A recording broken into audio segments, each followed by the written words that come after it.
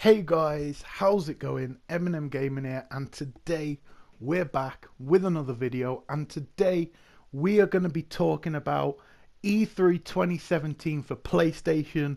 Sean Layden's come out and said something that has got me particularly excited for the 12th. It's not far away now, and I'm going to talk about that in, in detail, as much detail as I can. But before that, we are going to be talking about FIFA 18. Yes, it's finally been announced. I was surprised this wasn't just announced at E3. I mean, it's not that long away. You'd assume it would be at EA's press conference. So, yeah, a little bit strange just to drop it out the blue, in my opinion. But it is confirmed now, and FIFA 18 is coming. A pretty interesting thing. Straight after the Champions League final, I think that may have been why they've shown it, because they've changed the cover star from Messi to Ronaldo. Now, I'm not going to get into the debate who's better. We're not going to get into that because that's a deep rabbit hole you can go down. But they have changed it, and I thought it was pretty interesting that they announced it a few days early. Maybe to get the hype up about, Ronaldo being on the cover. But yeah, pretty damn interesting in my opinion. Now, there's three versions of the game available. There is the standard edition. Now, this is coming from the PlayStation Store, so bear that in mind. It may be cheaper in actual game stores and stuff. But FIFA 18 standard edition, £60. The Ronaldo edition of the game, which comes with 3-day early access, a lone Ronaldo. I think you get some kits and 20 jumbo premium gold packs. That was a mouthful. One per week over 20 weeks, which is pretty nice. 8 special edition kits. So yeah, a pretty decent bundle. Now that's £80. But bear in mind, you are getting the 3-day early access, which, I think is pretty good. I always try and get, any early access with that sort of game. It gives you a head start, particularly if you like playing online, like I do. But next up, and now this is a big announcement, I feel at least, and that is the Icon Edition. Now, what are icons? They're basically legends. Now, I don't know if they've changed the name because of the marketing deal with Microsoft. I'd assume so, or I don't know why you change it from icons to legends, from legends to icons. I assume it has something to do with the Microsoft marketing deal.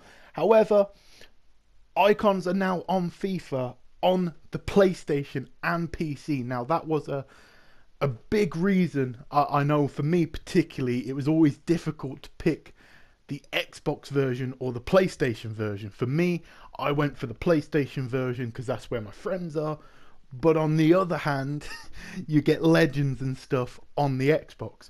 Well, that is no longer the case because of the marketing deal, which has changed from Xbox to PlayStation, and now icons, or basically legends, are on PlayStation as well. And I think that's big. And also, Ronaldo, not Cristiano, but Ronaldo is the highlight, the main man for the legend. So I thought that was pretty interesting. And if you order that version, it comes with a 3-day early access, Cristiano Ronaldo 5-match loan, Ronaldo the legend 5-match loan, 40 premium gold packs, 2 per week over 20 weeks. 20 team of the week lone player packs, 1 3-match team of the week loan per week over 20 weeks, and 8 special edition foot kits. Now that sounds very confusing. Basically, that's all for the online. So if you don't care about the online, I'd recommend, if you really want the 3-day early access and you don't really care about the online, I'd recommend getting the Cristiano Ronaldo edition. If you don't really care, you just want the game, I'd just get the standard edition. But yeah, very interesting. What's your guys' thoughts on that? Are you excited for FIFA? Do you just get any year, whatever?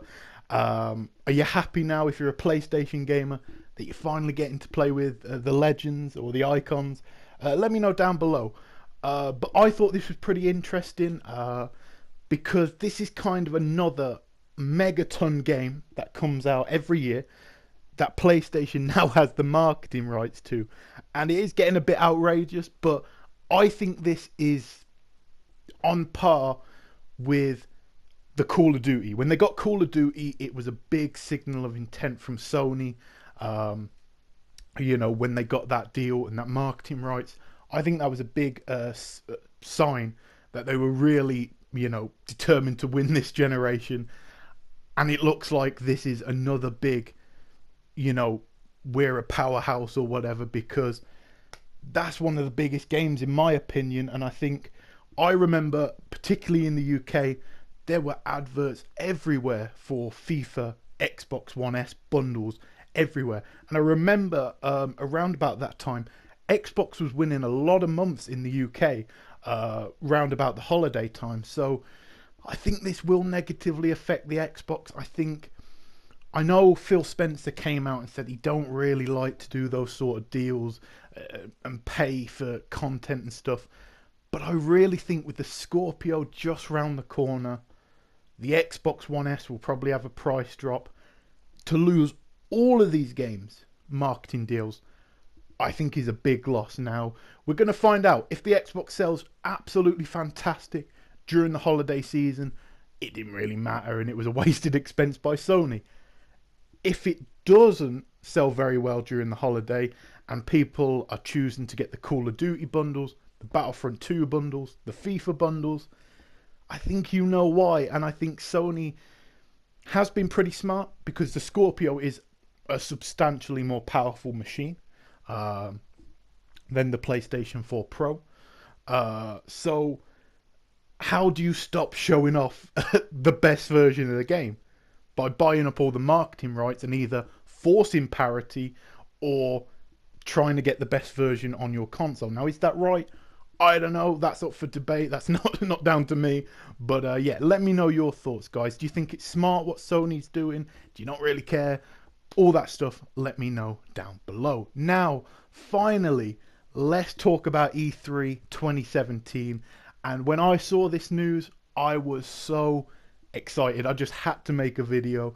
And that is from Sean Layden confirming there will only be around 90 seconds of talking during the PlayStation press conference. That is crazy. Now, I haven't, gone watched the whole of E3 2016 with a stopwatch in my hand, but I'm assuming that that is less time than last year. And last year blew everyone's mind, because people were like, right, they've shown a game, they've shown two now, when's Sean Layden going to come out? Oh, here's the third. Do you know what I mean? It was insane. So I'm going to read you this quote from Sean Layden, and he says, well, it says, he also spoke briefly about Sony's upcoming press conference at E3 2017. Time magazine says that Sean Layden says to think of it less as a press conference than a software showcase. This crowd will only have to suffer, I think, in aggregate 90 seconds of me, he jokes. And in the middle will be all the games. Now that is really, really good news. Basically, they're going to emulate what they did last year. Slightly less at PSX. Now, I still think PSX was a fantastic conference, but there was a little bit more talking in that conference. They did a little bit more talking because it was, a fan event. It was to communicate with the fans. It wasn't just a showcase of games.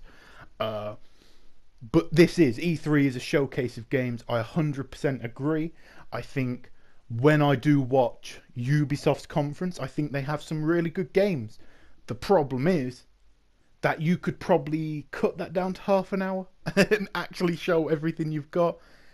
I look at EA and again, it's like they've got some really cool games, but do I need a 30-minute lecture on the Journey career mode? I don't think I do. So I think this is a fantastic way of going about it. Let gamers choose what they like. Like, some people are going to come out of E3 and say, do you know what? I wasn't really a big fan of the way the new God of War looked, but I really like Days Gone, or whatever they show. there's going to be people who like and dislike it, but you're giving the consumer that freedom of choice without kind of, forcing it down their throat like, this is why it's good, this is how you play it, and all that sort of stuff. So I think that's fantastic.